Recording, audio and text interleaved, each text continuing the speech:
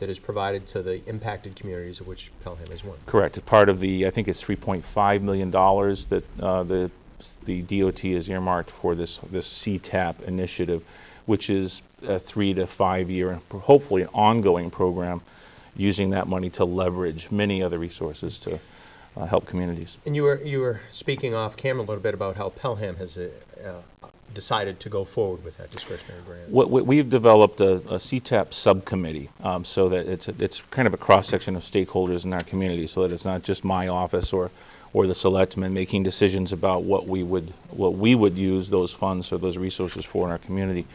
And what we came up with is to engage in a community, or rather a economic development program, which has many components, but these discretionary funds are managed through the local regional planning commissions, and we'll be engaging with them, an outfit called CURP, which is the Center for Urban and Regional Policy at Northeastern University, and with the Chamber, as well as business leaders in our community to do an assessment of Pelham's strengths and weaknesses with regard to a business setting or a business environment. What we have to offer, what we need to work on. Again, really taking a step back and thinking outside the box a little bit and evaluating where we are.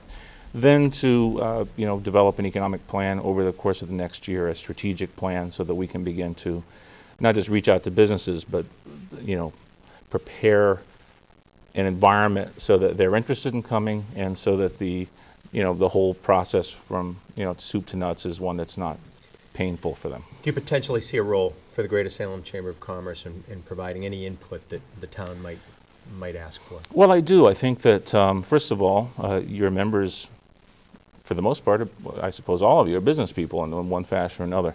So that perspective of what businesses need and what they value, how that's integral to developing a plan. It can't be done in a vacuum, just with planners that think they know everything.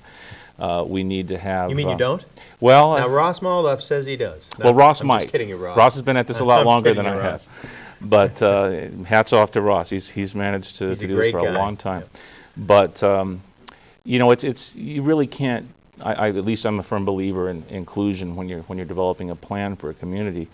There's a hue and cry to add a broader tax base business-wise to our community, but that word balance is a big one to keep focus on.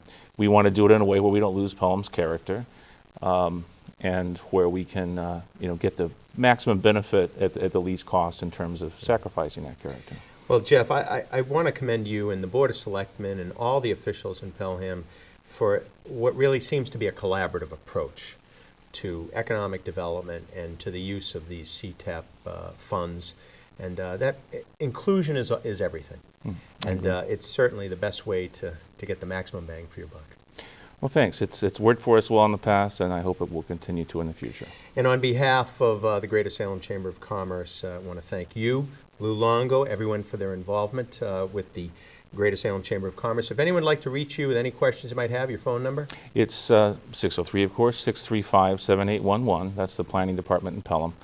I will also be sure that Donna Morris has links to CTAP and to the various programs we discussed tonight, so that if other communities that happen to be quarter communities or not quarter communities that are interested in some of these programs and organizations, that they can find them through the Chamber. Excellent.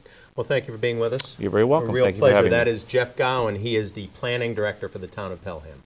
We're going to take a break on Greater Salem Chamber of Commerce today, and stay tuned. We'll be back with the Business in the Spotlight. Thank you.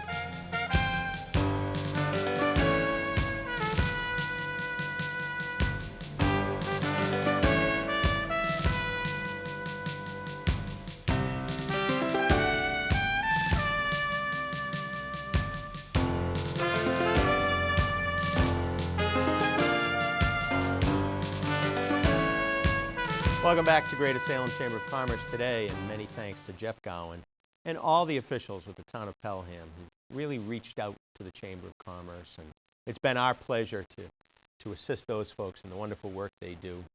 I want to recognize, as we said, Lou Longo, who represents the Board of Selectmen, who's appointed by the board to be the liaison to the Chamber. And as we mentioned, special thanks to George Fredette, immediate past chairman of the Chamber, who really has reached out to the communities to foster that wonderful relationship. It's always our pleasure, each and every episode of Greater Salem Chamber of Commerce Today, to introduce you to our business in the spotlight. And we have a wonderful member to introduce you to today, and it's a member that's been so supportive of the Chamber over the years.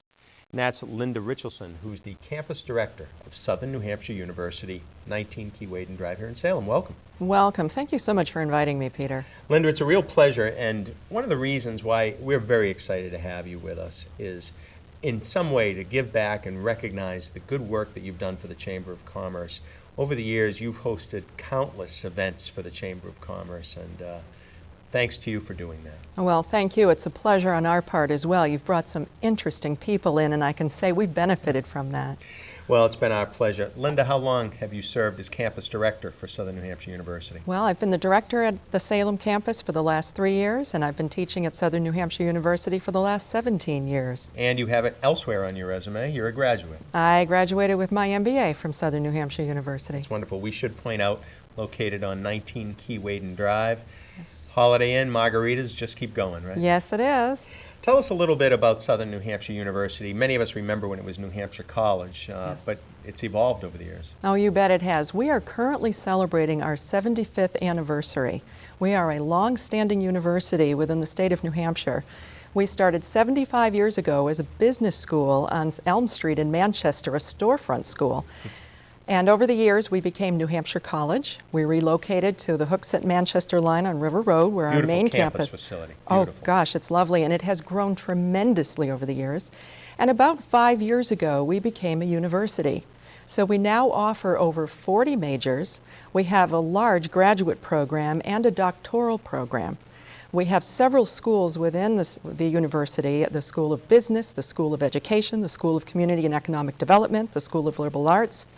And one thing I'm very proud of, this year we've recently established the School of Professional and Continuing Education, which I am a part of.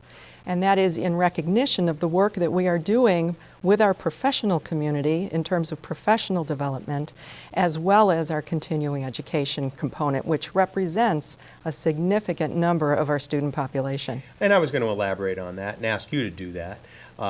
Everyone is familiar with Southern New Hampshire University here in Salem, but you mentioned there are several satellite campuses. There are many. In addition to Manchester, which also has a continuing education division, we also have campuses in Nashua, Laconia, the Seacoast, and Brunswick, Maine.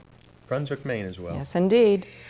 For folks who are interested in learning more about advancing their education through Southern New Hampshire University, what are some of the programs that they might avail themselves to at the Salem campus? Well, on the undergraduate side, we offer, as I said, over 40 majors. We can get folks started in most of our major programs.